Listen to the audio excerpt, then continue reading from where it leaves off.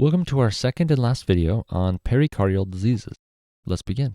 In this lecture, we'll talk about pericardial effusion and cardiac tamponade. For each of these conditions, we'll discuss the definition, causes, clinical presentation, diagnosis, and management. Pericardial effusion is an acute or chronic fluid accumulation in the pericardial space. In acute, severe cases of pericardial effusion can progress to cardiac tamponade, a potentially life-threatening condition that we will cover in detail later in this lecture. Causes of pericardial effusion can be divided into transitive and exudative. Transitive causes include cirrhosis, nephrotic syndrome, and congestive heart failure. Cirrhosis causes hypoalbuminemia due to decreased albumin production. Hypoalbuminemia, in turn, decreases the colloid osmotic pressure in the blood vessels, resulting in fluid transitation in the pericardial cavity. Nephrotic syndrome also causes hypoalbuminemia due to loss of albumin in the urine. This will also drop the colloid osmotic pressure in the blood vessels, causing fluid transitation in the pericardial cavity. Congestive heart failure increases hydrostatic pressure within the pericardial blood vessels. This will draw fluid out of the pericardial sac. Exudative causes include malignancy and trauma. Both malignancy and trauma can induce inflammatory infiltration in the pericardial cavity accompanied by fluid. Myocardial wall rupture after myocardial infarction can cause accumulation of blood in the pericardial sac, resulting in hemopericardium. Hemopericardium after MI commonly progresses to cardiac tamponade. Clinical presentation of pericardial effusion depends on the acuity and the amount of fluid accumulated in the pericardial cavity. If the effusion is chronic or small, the patient is usually asymptomatic because pericardium has time to accommodate the effusion. In contrast, if the effusion is acute or large, then the patient typically experiences chest pain and shortness of breath. The physical exam will reveal jugular venous distension due to backflow of blood in the systemic veins. Let's talk about how we diagnose the pericardial effusion. Transthoracic echocardiography is the gold standard for diagnosing the pericardial effusion. It is performed in all patients with suspected pericardial effusion. Echocardiography can classify effusions as small, moderate, or large. The normal volume of pericardial fluid in the pericardial space is anywhere from 10 to 50 milliliters. The volume of small effusion ranges from 50 to 100 milliliters. Moderate effusion ranges from 100 to 500. Finally, the volume of large effusion is typically more than 500. ECG findings suggestive of pericardial effusion may include tachycardia and low-voltage QRS complexes because pericardial fluid interferes with myocardial electrical impulses reaching the electrodes. Here is the echocardiography image showing pericardial effusion. You can appreciate the hypoechoic or black space between the visceral and parietal pericardium. This hypoechoic space is consistent with the accumulated fluid. A 79-year-old man presents to the physician reporting shortness of breath and chest pain for 2 weeks. He has chronic kidney disease and he has missed the last 3 hemodialysis sessions. BUN is 80. Echocardiography shows hypoechoic space between visceral and parietal pericardium. ECG shows QRS complexes with low amplitude. What is the most likely mechanism of the ECG findings in this patient? This patient reports shortness of breath and chest pain for 2 weeks. He has chronic kidney disease and he has missed the last 3 hemodialysis sessions. BUN is 80.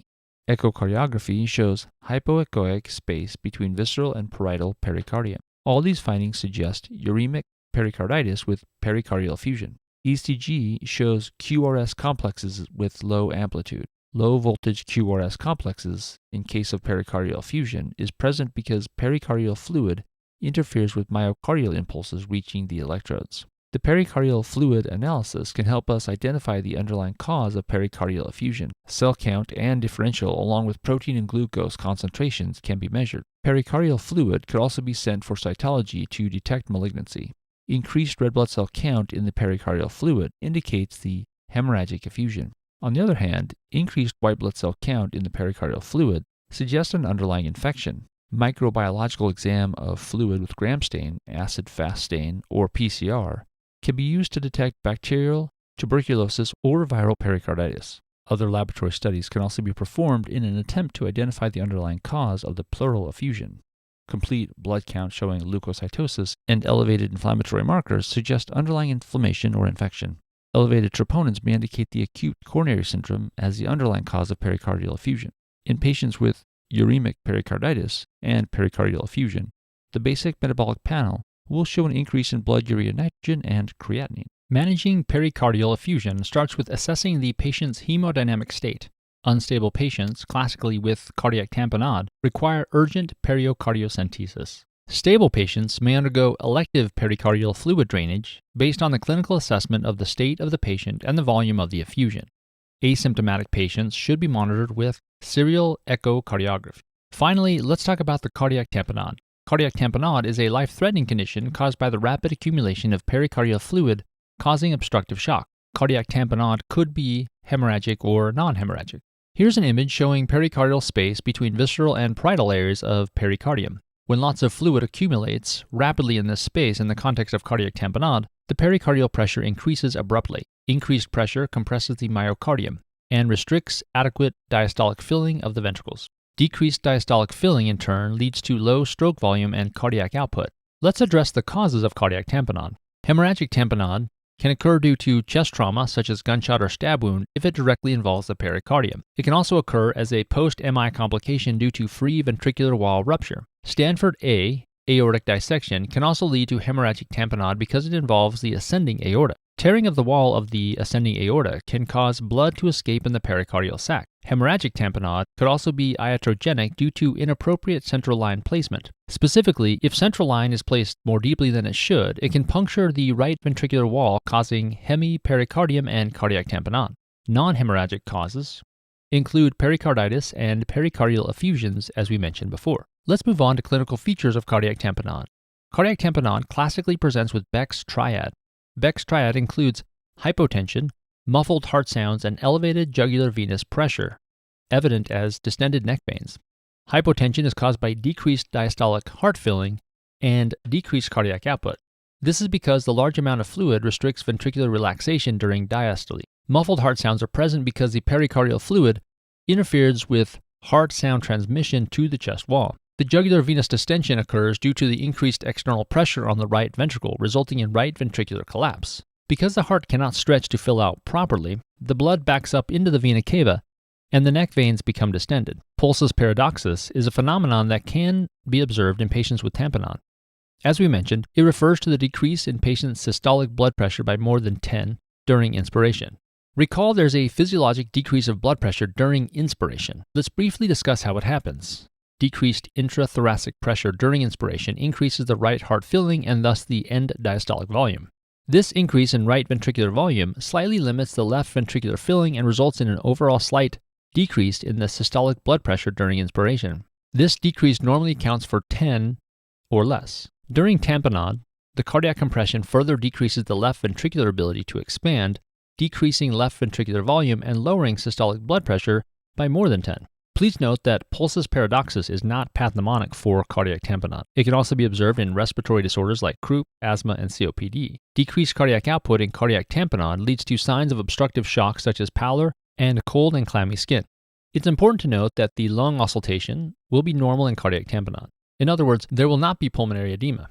This is because the left ventricular myocardium is thick and cannot be collapsed by pericardial fluid, in contrast to the right ventricle. Therefore, blood does not accumulate in the pulmonary vasculature. Let's talk about the diagnosis of cardiac tamponade. Echocardiography should be performed. Echocardiography will show large pericardial effusion with possible collapse of the right atrium and ventricle. ECG will reveal low voltage QRS complexes because pericardial fluid interferes with myocardial electrical impulses reaching the electrodes. Electrical alternans is another ECG finding suggestive of tamponade. Electrical alternans represents the alternating amplitudes of QRS complexes due to swinging motion of the heart in the large pericardial effusion.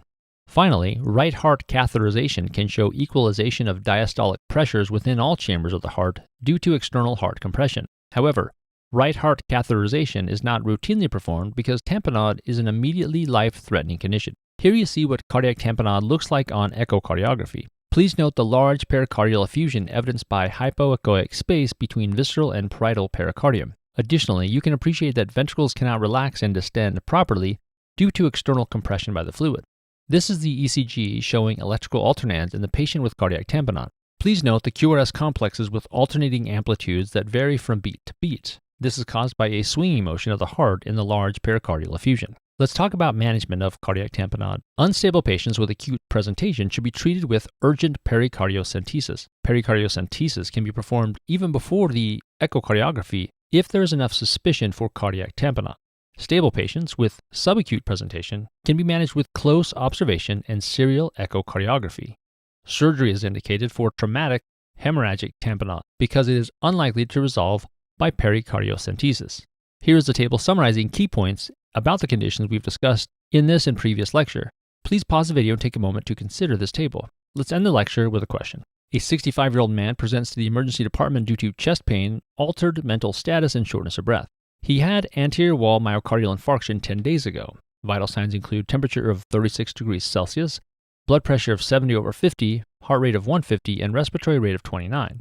Systolic blood pressure drops by 15 on inspiration. ECG shows low voltage QRS complexes with the amplitude alternating from beat to beat. Which of the following is the best next step in management of this patient? A. Pericardiocentesis, B. Thoracentesis, C. Echocardiography, or D. Chest X-ray. This patient has history of anterior wall myocardial infarction 10 days ago. He presents with chest pain, shortness of breath, and hemodynamic instability, evidenced by severe hypotension and tachycardia. Systolic blood pressure drops by 15 on inspiration. Drop in systolic blood pressure by more than 10 on inspiration is called pulsus paradoxus. ECG shows low voltage QRS complexes with the amplitude alternating from beat to beat. This sign is known as electrical alternans. All these findings suggest cardiac tamponade presumably due to free myocardial wall rupture. The best next step in the management of the patient with high suspicion of tamponade is emergent pericardiocentesis. Therefore, the correct answer is option A. Here is a slide reminding us of the management of cardiac tamponade. Let's discuss why other options are incorrect. Option B, thoracentesis, is incorrect because thoracentesis drains fluid from the pleural rather than the pericardial cavity. Patients with tamponade do not have fluid in the pleural cavity. Option C, echocardiography, is incorrect. Although it's used to diagnose tamponade, time should not be wasted confirming the cardiac tamponade because this patient is severely unstable and needs emergent intervention. Finally, option D, chest X-ray, is incorrect because it is time-consuming and not sensitive enough to diagnose cardiac tamponade. And that concludes this section.